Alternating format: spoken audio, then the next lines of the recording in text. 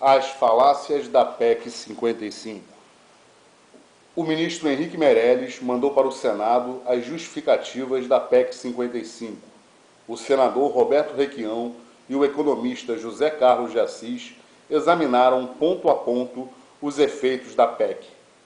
Eis os 6 pontos anunciados por Meirelles na análise do economista José Carlos de Assis.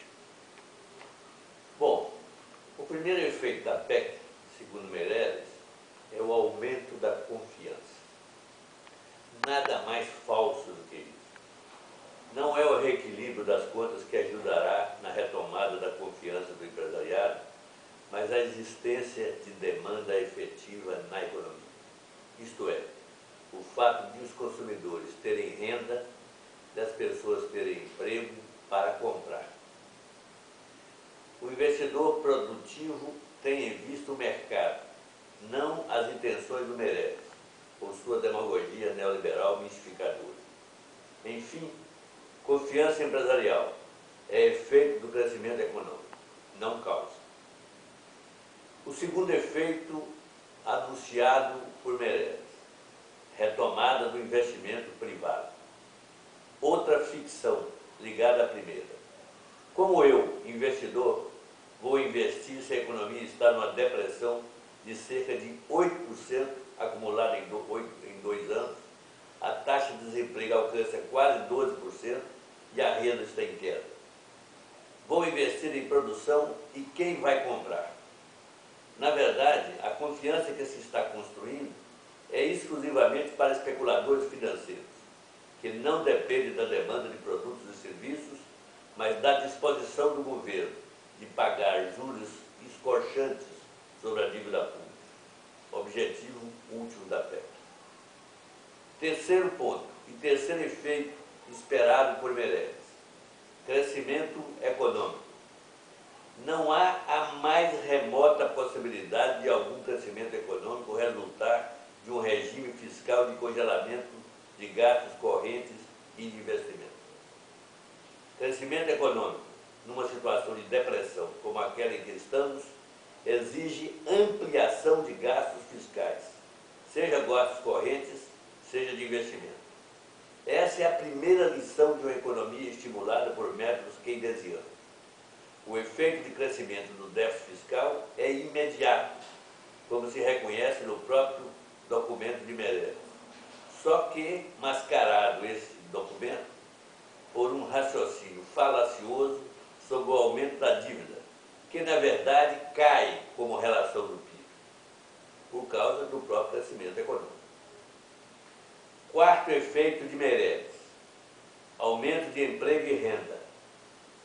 Outra absoluta falácia.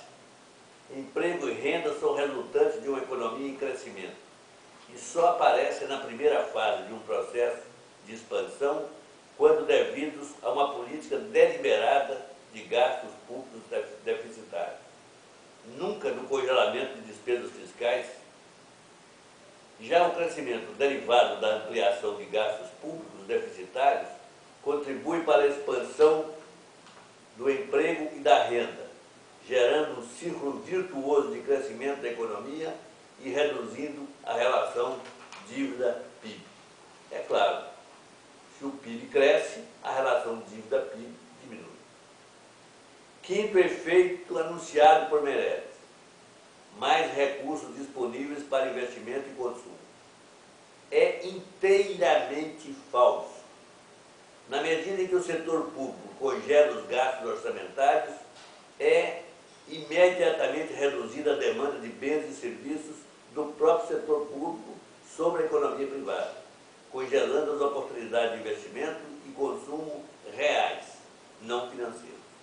Se a economia está em depressão, como é o nosso caso, o setor privado, mesmo que tenha recursos disponíveis para investimento, e isso é importante, mesmo que o setor privado tenha recursos para investimentos, como de fato tem, esses recursos estão aplicados na dívida pública, ele não realiza investimentos reais porque não tem demanda, conforme mencionado.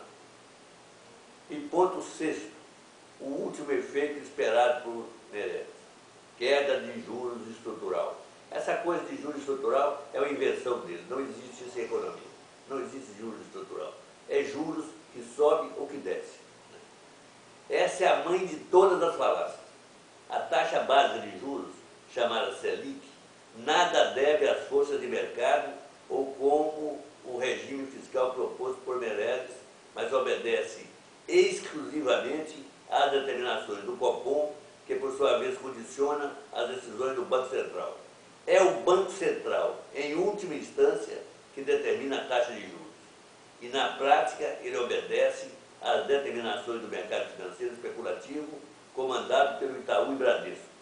Afirmar que a taxa de juros estrutural, entre aspas, aliás, não se sabe o que é isso, insisto, vai cair por conta de regime fiscal proposto, é enganar a sociedade brasileira e preservar uma política monetária criminosa.